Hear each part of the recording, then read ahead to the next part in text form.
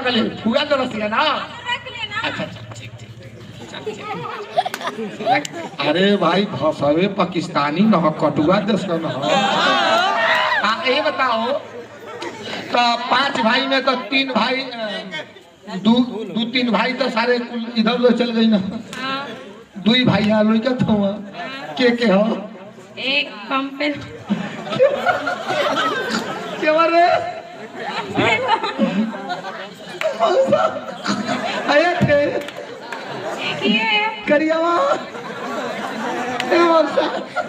आप कहीं जाती वाली हालत तो पास कर का सॉरी का कहलिया है ना कहलिए कि हमारे 5 गो भाई तो 3 गो तो चौथा मोथा नोचे चल गई सर। हाँ अब लंगड़ा कहता कि 2 गो कायम बाणा सा ओहू में कहता कि भैया हम तेलवा मऊआ ए मौसा गोड़वा तो लड़ते बाबा के उठो तब सुखते बा।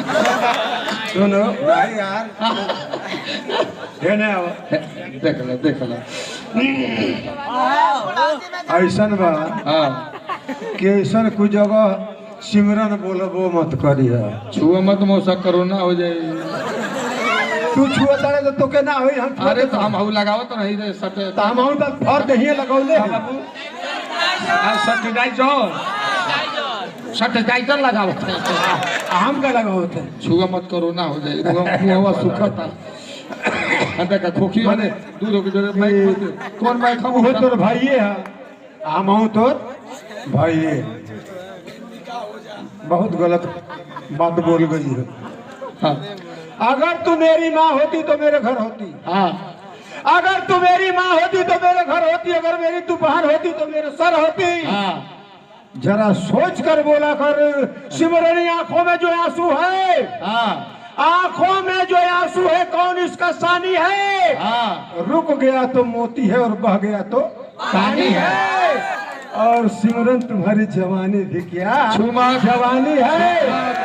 मौसी देखत होई सब देखती है यहाँ मरल नहीं क्यों देखती है रे कोरोना सिमरन तुम्हारी जवानी भी क्या जवानी है। हाँ जैसे दिल्ली की राजधानी है। हाँ और हजारों डूब गए तुम्हारे हुस्न के ए समंदर मौसा में।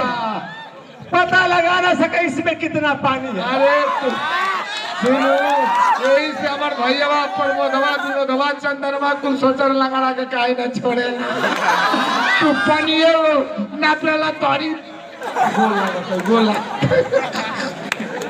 अच्छा ठीक बा मौसा अब हम का तो से कही तो हसे ही बात बा हाँ कि ऐसे बढ़ चढ़ के बात मत करावल करो। हाँ रंग अपना जमा के छोड़ूंगा। अच्छा रंग अपना जमा के छोड़ूंगा। हाँ। और तुमको पागल बना करके छोड़ूंगा। हाँ। अगर इससे उल्टा सीधा बात करवाओगे लगना तो तुम्हारा चुस्ता फुला के छोड़ूंगा। दाओ के का तो लगे हे करिया अरे साला तो नहीं एगो तो कहलस कि ई हमार भैया हुआन ई हमार मौसा हुआन बाकी इनकर सकलिया अगर जवानी में जेबे तो मिलत जुलत समझ आ ना कसम से देखा बाकी सरवा तू अरे साले एक काम कर तू